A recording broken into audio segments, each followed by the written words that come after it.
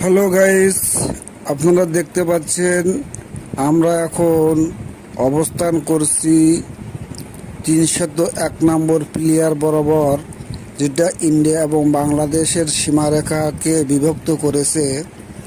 এবং এই সীমারেখার অপর প্রান্তে যাদেরকে দেখতে পাচ্ছেন তারা আসলেই কিন্তু ইন্ডিয়াতে দাঁড়ায় আছে।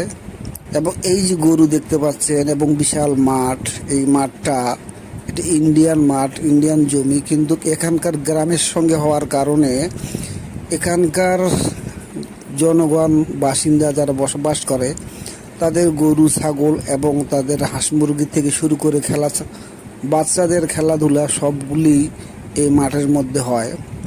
তবে মাঠটা আগের মতো আর সেরকম নাই।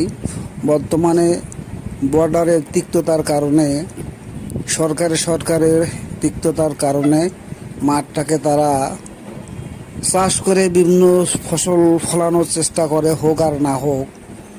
এবং এখানে দেখেন যে মানুষ কি করে, এই জায়গার মধ্যে বাংলাদেশের লোকেরা যে হাঁটতেছে, এটা ইন্ডিয়ার বর্ডারের মধ্যে, ইন্ডিয়ার জায়গার মধ্যে। আবার দেখেন এই লোকটা আসতেছে ইন্ডিয়া থেকে, অর্থাৎ ইন্ডিয়ার মধ্যে তারা এই জায়গাগুলির মধ্যে বাংলাদেশের লোকেরা ব্যবহার করে গরু ছাগল হাঁস মুরগি যা আছে সব বিচরণ করে এখানে। মোটামুটি এখানে এরকম কোনো গণ্ডগোল বা কোনো গুলি এরকম কিছু এখন পর্যন্ত শোনা যায় নাই।